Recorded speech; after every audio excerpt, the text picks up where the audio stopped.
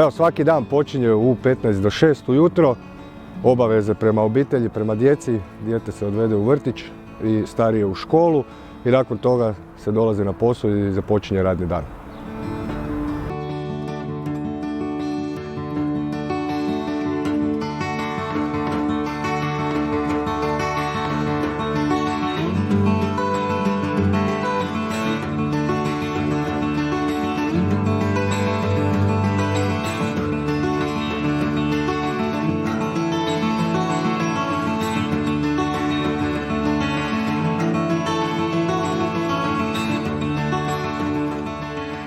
Evo, nakon što smo moju kćer otpeljali u vrtić, moj dan kreće tako da stižemo na najcool posao kojeg možete zamisliti, a to je posao u vatrogasnoj postaji.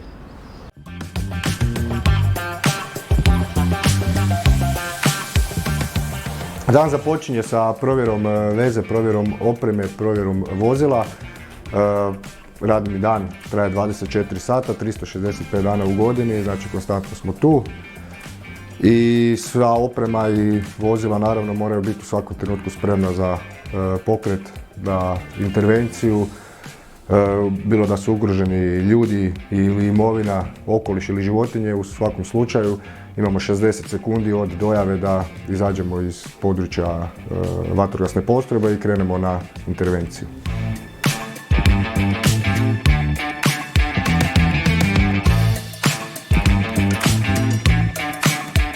Unutar vatrogasne zajednice grada Svete Nedjelje djeluju 4 dobrovoljna vatrogasna društva, to su Sveta Nedjelja kao centralna postrojba i DVD Rakitje, DVD Kerestinec i DVD Strmec. Uz to imamo i vatrogasnu postrojbu unutar vatrogasne zajednice u kojoj je zaposleno 10 vatrogasaca. Od tih 10 vatrogasaca dvoje se trenutno sad školuje za profesionalnog vatrogasca u vatrogasnoj školi na Ksaveru. I oni povremeno, znači kada nemaju nastave, noćne smjene i popodnevne odrađuju ovdje u vatrogasnoj zajednici. Uz tih 10 profesionalnih vatrogasaca sve skupa imamo nekih 75 dobrovoljnih vatrogasaca raspoređenih u naše 4 dobrovoljna vatrogasna društva i zajedničkim nastupom imamo 24-satno dežurstvo za područje grada Svete Nedjelje.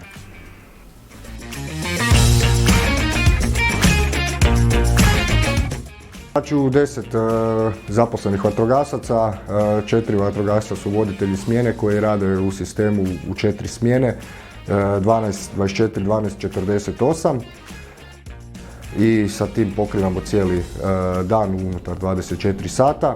Ostatak vatrogasaca i vozača rade u radnom vremenu od 7 do 3, radnim danom od ponedjeljka do petka, po potrebi drugačije. A poslije podne i po noći uz voditelja smjene tu su naši dobrovoljni vatrogasci unutar 4 DVD-a koji onda odrađuju sve intervencije na području našeg grada.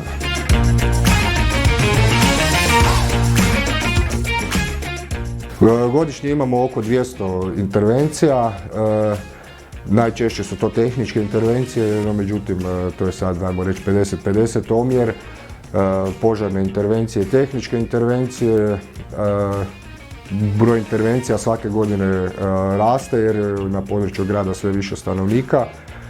Puno je ljudi u tranzitu, po nekim podacima od MUP-a imamo 20.000 stanovnika na području grada, a po našim nekim slobodnim procjenama da je tu preko 100.000 ljudi u radnom danu koji dolaze tu na posao ili koji prolaze kroz naš grad.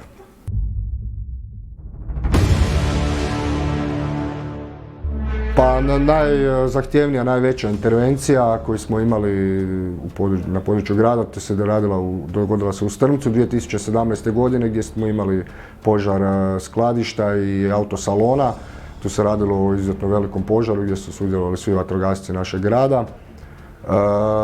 Bilo je ugroženo gotovo 100 vozila, izgorilo je nekih 20-ak vozila i cijelo jedno skladište, ostalo smo uspjeli spasiti.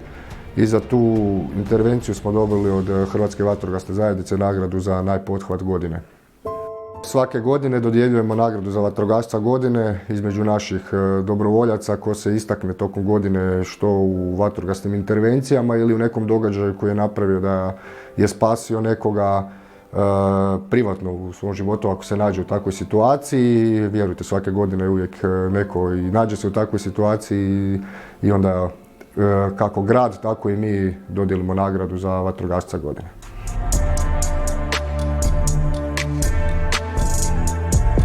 Najljepši, najdraži trenutak je svaki onaj di ti na intervenciji nekoga spasiš, pogotovo osobu, i to nije rijedak slučaj, desi se. Naravno, tu je i imovina, znamo da ljudi ulažu, ajmo reći, godine truda, rada i novaca u svoju imovinu i onda vam to može u djelujuću sekunde neki događaj se desi da ostanete kroz par minuta bez svega.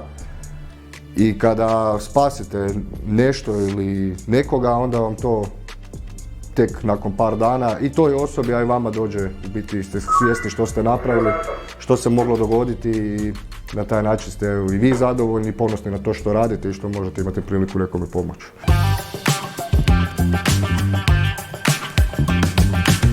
Nama vatrogascima od izuzetne važnosti da uvijek budemo dobro fizički pripremljeni, da budemo razgibani, uvježbani, zato što vrag nikada ne spava.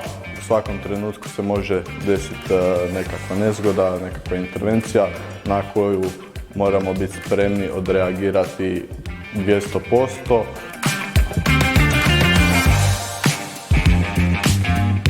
Svaki dan ili neko kuha ili se naručuje, pokušavamo čim više kuhati, tak nas ispadne jeftinije.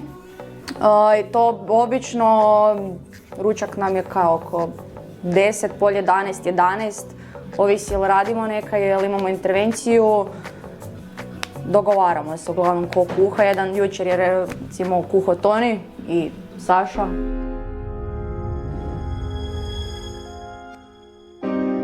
Odricanje od obitelji i vatrogastvo je česti slučaj, pogotovo u dobrovoljnom vatrogastvu i razumijem i kolege kako im je, nikad ne znate kada, u koje doba dana će biti neka vatrogasna intervencija, neki događaj gdje će neko trebati vašu pomoć.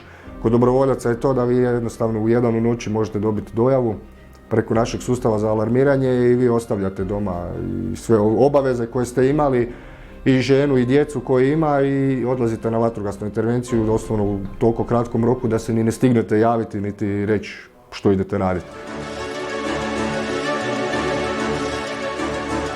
Ovako, pošto je Sveta nedjelja, grad sa puno mogućnosti za djecu od raznih sportskih klubova, tako i unutar vatrogasaca imamo i vatrogasnu djecu, mi zovemo, to su pripadnici od 6 do 12 godina i vatrogasna mladež od 12 do 18 godina. U svakom DVD-u brojimo po 20-ak takvih članova, u negdje malo više, negdje malo manje. I vatrogasna zajednica je prije 2 godine donijela odluku da će prioritet biti rad sa djecom i mladeži uz ove obaveze koje moramo raditi, jer je na njima naravno ostaje sva budućnost.